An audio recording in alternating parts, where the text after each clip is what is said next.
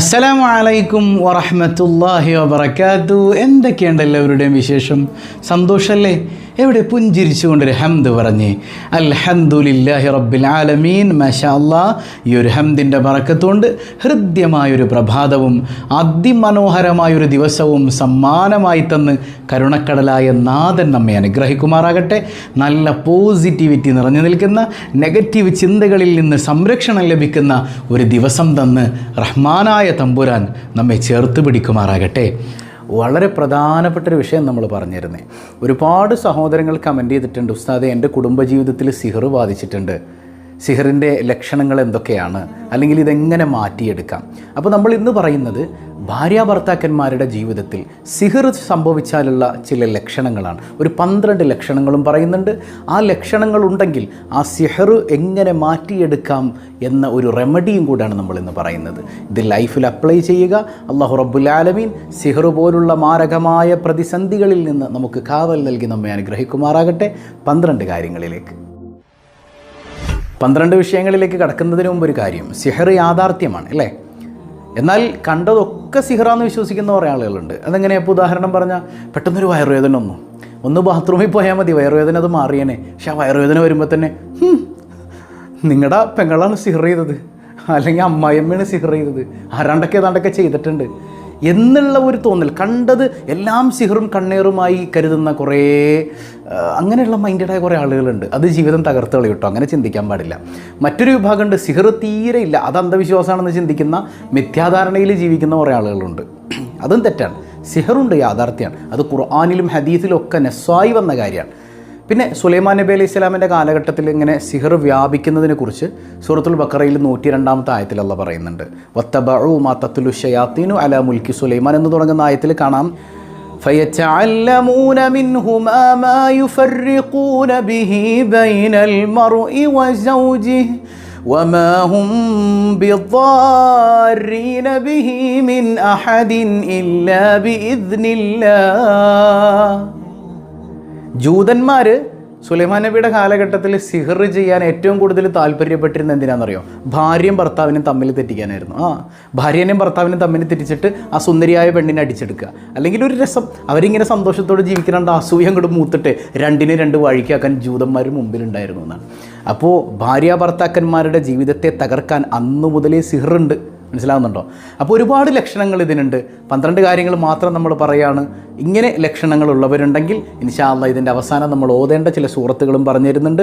അതിലൂടെ സന്തോഷകരമായൊരു ജീവിതത്തെ നമ്മൾ തേടിയെടുക്കുക. അല്ലാഹു റബ്ബുൽ ആലമീൻ എല്ലാ പ്രയാസങ്ങളിൽ നിന്നും കാവൽ നൽകുമാറാകട്ടെ. ഒന്നാമത്തെ അടയാളം, കല്യാണം കഴിക്കുമ്പോഴേ ഭാര്യയ്ക്കും ഭർത്താവിനും ഭയങ്കര സന്തോഷമായിരുന്നു, മനസംതൃപ്തിയോടെ കണ്ടിഷ്ടപ്പെട്ട് കെട്ടിയതാണ്.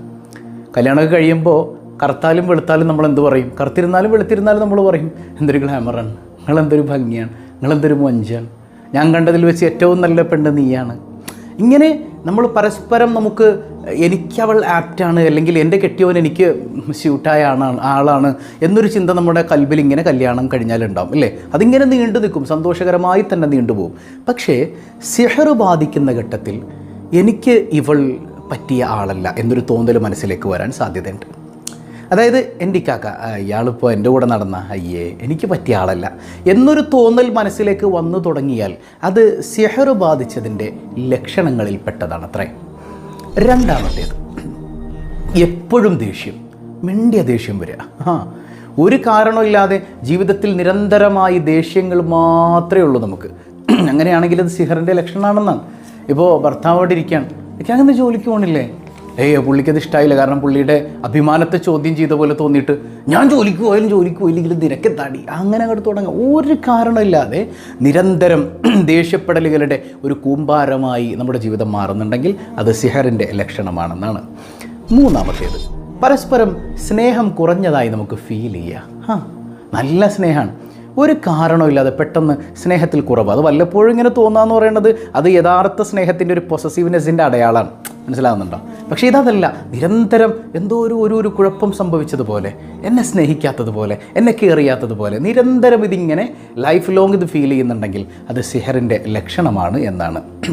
നാലാമത്തേത്, ഭർത്താവിന് ജോലിക്ക് പോകാൻ മടി തോന്നുക. കുഴപ്പമൊന്നും, നല്ല ജോലിയുണ്ട്, നല്ല സാലറി ഉണ്ട്. പക്ഷേ മൂപ്പർക്ക് മടി പിടിച്ചിങ്ങനെ വീട്ടിലിരിക്കാനാണ് ഇഷ്ടം. വെറുതെ ഇങ്ങനെ ചുരുണ്ടുകൂടി അവിടെ കിടക്കും, അല്ലെങ്കിൽ ഫോൺ നോക്കി ഇങ്ങനെ ഇരിക്കും.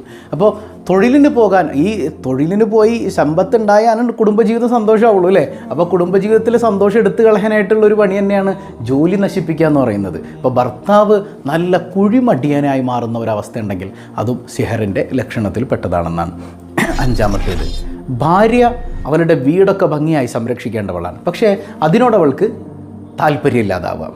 നല്ല ഭക്ഷണം ഉണ്ടാക്കാൻ താല്പര്യമില്ല, മക്കളെ നോക്കാൻ താല്പര്യമില്ല, അതികഠിനമായ മറവി ബാധിക്കുക. ഭർത്താവ് എന്തെങ്കിലും ഒരു കാര്യം പറഞ്ഞാൽ എപ്പോഴും കൃത്യമായിട്ട് ചെയ്യണവളാണ്, അതൊക്കെ പക്കയായി വീടും കാര്യങ്ങളൊക്കെ ഭംഗിയായി കൊണ്ടുപോകുന്നവളാണ്, മക്കളെയൊക്കെ ഭംഗിയായി കൈകാര്യം ചെയ്യുന്നവളാണ്, നല്ല ഫുഡൊക്കെ ഉണ്ടാക്കുന്നവളാണ്. പക്ഷേ കുറച്ച് നാളായിട്ട് അവൾക്ക് ഇതിലൊന്നും ഇൻട്രസ്റ്റ് ഇല്ല. ഭർത്താവ് എന്തെങ്കിലും കാര്യം പറഞ്ഞ് അതൊക്കെ വെറുതെ മറന്നു പോവുക, മക്കളെ മൈൻഡ് ചെയ്യാതിരിക്കുക. ഇങ്ങനൊരവസ്ഥയിലേക്ക് ഭാര്യ എത്തുന്നുണ്ടെങ്കിൽ അത് സിഹറാണോ എന്ന് സംശയിക്കാവുന്ന ഒരു കാര്യം തന്നെയാണ്. ആറാമത്തേത്, എപ്പോഴും ദുഃഖമാണ്. ഒരു കാരണമില്ല, വെറുതെ സങ്കടം വരിക, വെറുതെ ഇരുന്ന് കരയുന്നുണ്ട്. എന്താ മൂക്ക് പറ്റിയത്, എന്താണെന്നറിയാൻ പാടില്ലേക്കാക്ക, എൻ്റെ മനസ്സിൽ ഏതാണ്ട് ഇങ്ങനെ കിടന്ന് എന്താണ്, ഒന്നുമില്ല, പക്ഷെ വെറുതെ സങ്കടം, ഒരു വല്ലാത്ത ടെൻഷൻ. പറയാൻ കാരണങ്ങളില്ല, പറയാൻ ഒരു കാരണമില്ല.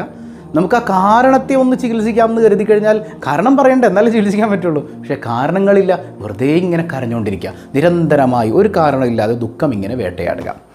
ഏഴാമത്തേത്, ഒരാൾ എപ്പോഴും മൂന്നാമനായി ഉണ്ട് എന്നൊരു തോന്നൽ. ഇങ്ങനെ അവളും ഭർത്താവും മാത്രമേ ഉള്ളൂ റൂമിൽ, മൂന്നാമതൊരാൾ അവിടെ നിൽക്കണത് പോലെ ഒരു തോന്നൽ.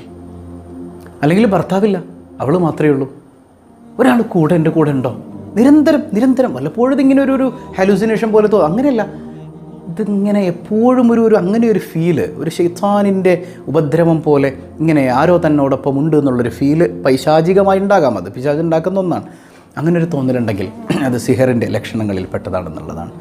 എട്ടാമത്തേത്, സൂയിസൈഡൽ ടെൻഡൻസി വർദ്ധിക്കുക, ആത്മഹത്യയുടെ ടെൻഡൻസി. എപ്പോഴും തീ കാണുമ്പോഴേക്ക് പടച്ചോനെ ഇത് ഇങ്ങോട്ട് കൊളുത്തിയങ്ങ് മരിച്ചാലോ, മണ്ണെണ്ണ കാണുമ്പോൾ ഇത് ഒഴിച്ചങ്ങോട്ട് വേഗം തീ കൊളുത്തിയാലോ, വെള്ളം കാണുമ്പോൾ ചാടി അങ്ങോട്ട് മരിച്ചു പോയാലോ. തമാശല്ല, ഇത് നമുക്കിത് ശരിയായിട്ട് തോന്നും. ഇങ്ങനെ അനുഭവിക്കുന്ന ഒരുപാട് ആളുകളുണ്ട്, മാനസിക നില തന്നെ തെറ്റിപ്പോയവർ. ഈ ആത്മഹത്യ ടെൻഡൻസി ഒരു കാരണമില്ലാതെ, അല്ലെങ്കിൽ ഈ പറയുന്ന ഒരു സിഹറിൻ്റെ ഉപദ്രവം കൊണ്ട് നമുക്കിടയിൽ ചെറിയ ചെറിയ വിഷയങ്ങളിൽ നമ്മൾ ക്ലാഷായി തമ്മിൽ തല്ലി പ്രശ്നങ്ങളായി ഒരു സൂയിസൈഡിലേക്ക് വരെ എത്തിക്കാം. കാരണം സിഹർ കൊണ്ട് ഒരു മനുഷ്യനെ കൊല്ലാൻ വരെ കഴിയുമെന്ന് കിതാബുകളിൽ കാണാം. വലിയ ഡേഞ്ചർ സാധനമാണിത്. അള്ളാഹു കാവൽ നൽകുമാറാകട്ടെ. ഒമ്പതാമത്തത്, പരസ്പരം ലൈംഗികമായ വിഷയങ്ങളിൽ സെക്സിൽ ഇൻട്രസ്റ്റ് ഇല്ലാതാവുക. സെക്സിൽ ഇൻട്രസ്റ്റ് ഇല്ലാതാവുക എന്നാൽ അവർക്കിടയിൽ വേറെ കുഴപ്പങ്ങളൊന്നുമില്ല, നല്ല സ്നേഹത്തോടെ ലൈഫ് പോകുന്നുണ്ട്. പക്ഷേ ഈ സെക്ഷലായ വിഷയങ്ങൾ ആരംഭിക്കുമ്പോൾ അതിനൊരു താല്പര്യമില്ലാതെ പോവുക, ഭാര്യയ്ക്കും ഭർത്താവിനിടയിൽ താല്പര്യമില്ലാതെ പോവുക. പക്ഷേ മറ്റുള്ളവരോട് താല്പര്യം തോന്നിക്കുന്ന രീതിയിലുള്ള കാര്യങ്ങളൊക്കെ അവനിലും അവളിലൊക്കെ ഉണ്ട്. പക്ഷേ ഭാര്യ ഭർത്താക്കന്മാർക്കിടയിൽ അത്തരം സ്നേഹപ്രകടനങ്ങൾ ഇല്ലാതാവുക, സെക്ഷുവലായ ലൈഫ് തകർത്ത് കഴിഞ്ഞാൽ ദാമ്പത്യ ജീവിതത്തിൻ്റെ സുന്ദരമായൊരു മേഖല തന്നെ ഇടിഞ്ഞു പോയിട്ടുണ്ട്. മനസ്സിലാകുന്നുണ്ടോ? സെക്ഷുവൽ ലൈഫ് പക്കയാണെങ്കിൽ നമ്മുടെ ലൈഫ് അടിപൊളിയാണ്. അതുകൊണ്ട് തന്നെ ഈ സെക്ഷുവൽ ലൈഫിനെ വല്ലാതെ ബാധിക്കും സിഹർ ചെയ്താലെന്ന് മഹാരഥന്മാർ രേഖപ്പെടുത്തിയിട്ടുണ്ട്.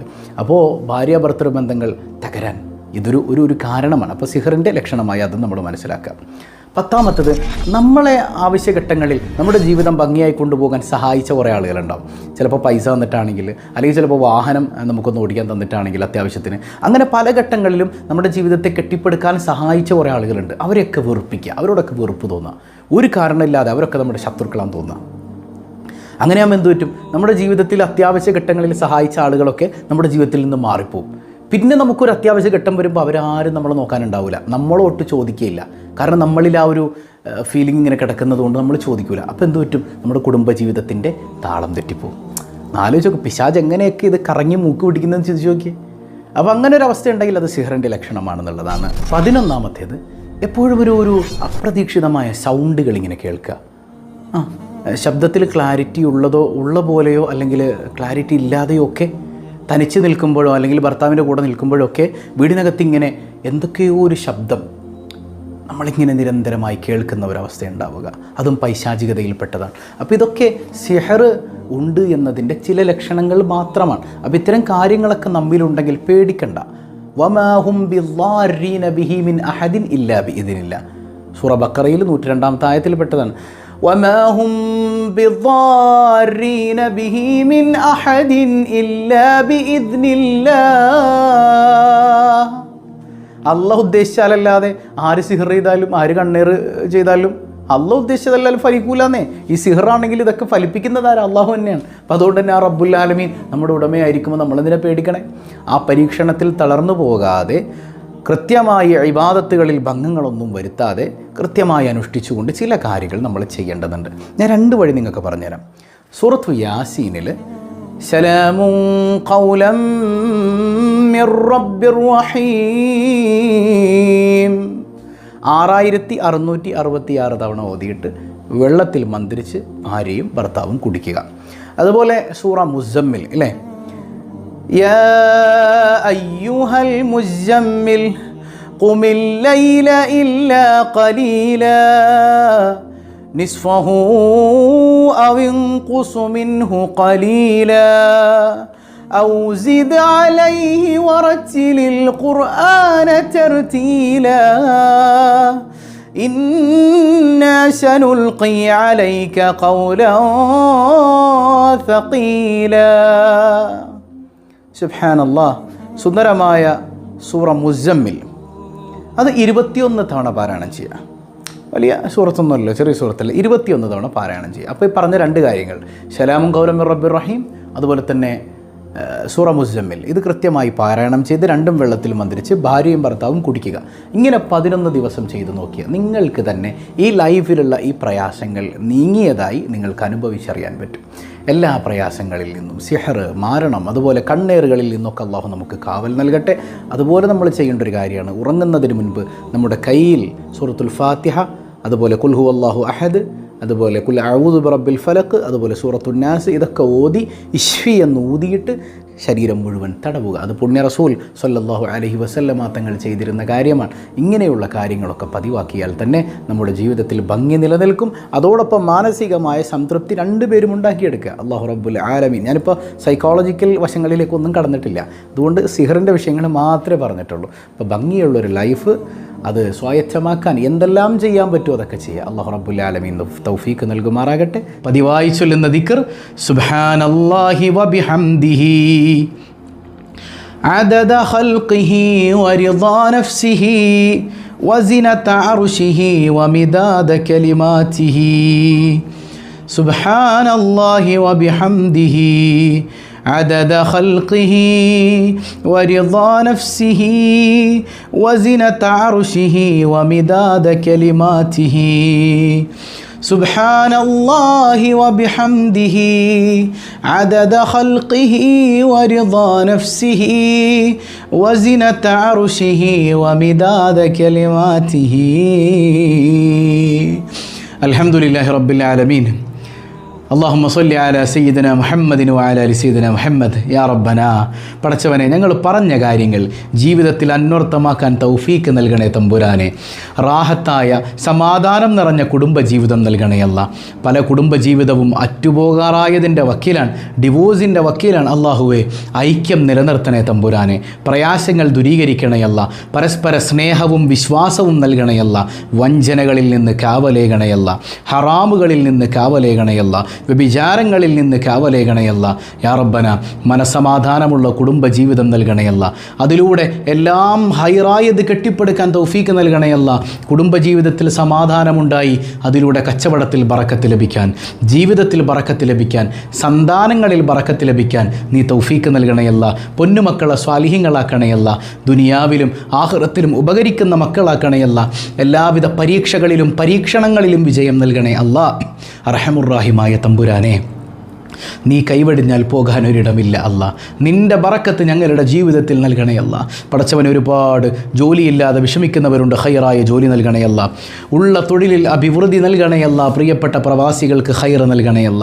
ഒരുപാട് അസുഖബാധിതരുണ്ട്, പരിപൂർണ ശിഫ നൽകണയല്ല.